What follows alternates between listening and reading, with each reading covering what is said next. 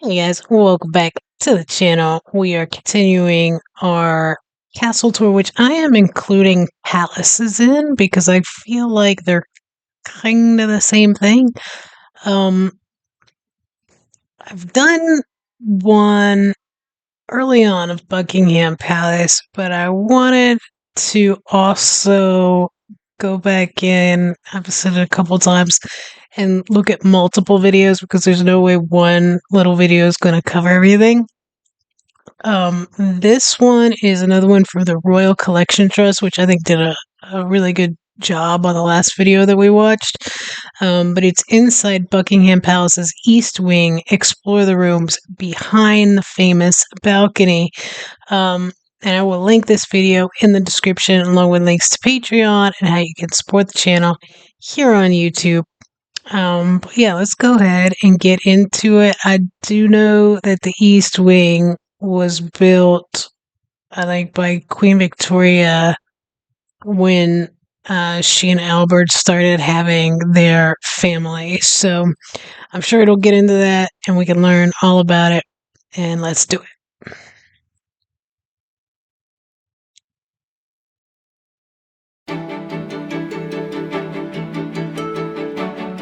We're standing here today in the East Wing of Buckingham Palace, which many people will be familiar with because, of course, it is the famous facade of the palace that faces the Mall.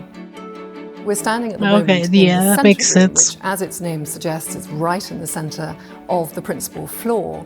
And it's this room that leads to the famous balcony, the site of many important appearances by members of the royal family, such as the jubilees of Her late Majesty Queen Elizabeth II, and more recently, the coronation of His Majesty King Charles III and Queen Camilla. But when we step inside from the balcony, all around us we see something perhaps a little bit surprising. And that's because this room and the other important rooms in the East Wing, Wow. the Yellow Drawing Room, and also the principal corridor, contains many works of art in what we call the chinoiserie style. And this was a very fashionable style using Chinese and some Japanese works of art, some of them mounted by love blue and European gold makers together. in England and France to furnish residences. George IV was one of the biggest fans of chinoiserie style and used it at all his residences, notably at Brighton Pavilion. And it was after the pavilion was sold by Queen Victoria and Prince Albert that all of those furnishings were brought here to Buckingham Palace to furnish the new East Wing. During the 1820s, George IV had commissioned essentially the conversion of a royal residence that belonged to George III, Buckingham House, into a palace.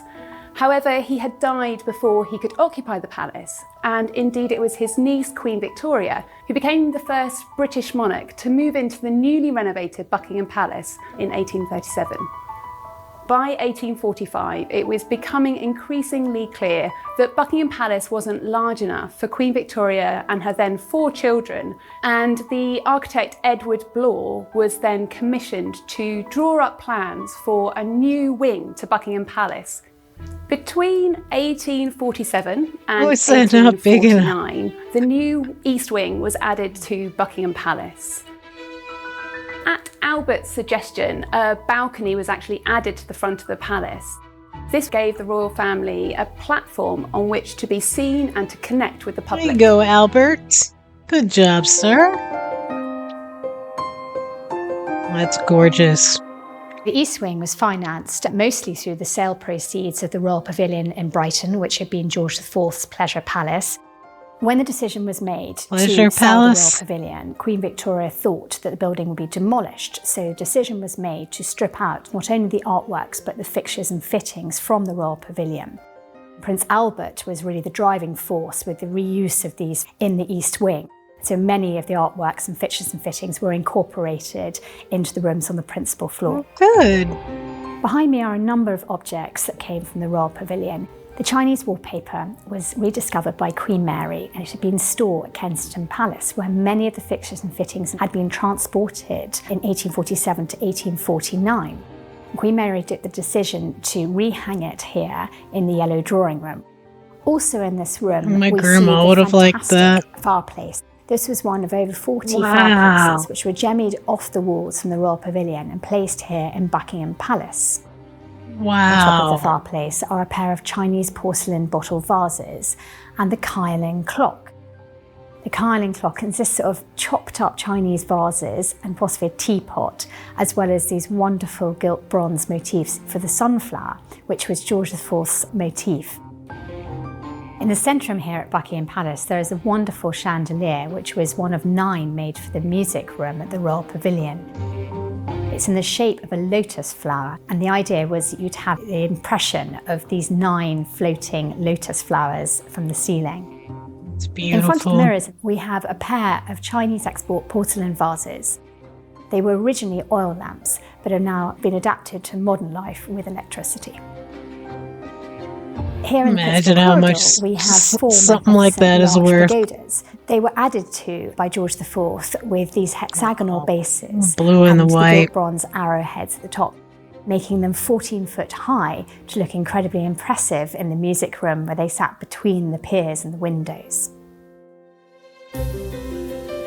So we're here in the principal corridor, and the paintings here really reflect the Victorian history of this part of the palace. This large painting by William Powell Frith was commissioned by Queen Victoria to commemorate the marriage of Albert Edward, the future Edward VII, and Princess Alexandra of Denmark. One of the things that Frith is so good at was his ability to capture mood and character as well as just likeness. Over the last 5 years, the East Wing has been subject to the 10-year resurfacing programme to replace the essential services in the building and to improve the building and make it fit for future generations. What this has afforded the Royal Collection is the great opportunity to conserve many works of art which were previously inaccessible or that hadn't been attended to for many, many years. In 2023, this painting was one of the paintings conserved as part of the Buckingham Palace resurfacing project. Deformations along the edges and in the corners were consolidated and reinforced to ensure that this painting can be enjoyed by future generations. That conservation has been so important, and we now have a collection of beautiful works of art which are conserved and will be in great condition for future generations. And I of love course, seeing now that the artwork. opportunity for visitors to Buckingham Palace to see these spaces for the very first time.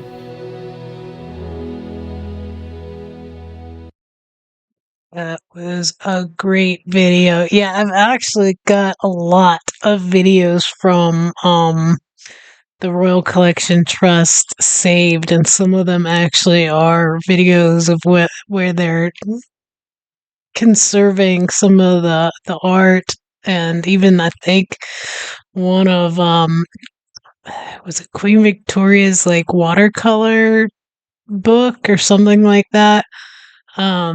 So we'll get to some of those at some point too. They have some awesome videos that they put out. I was looking through it earlier today actually.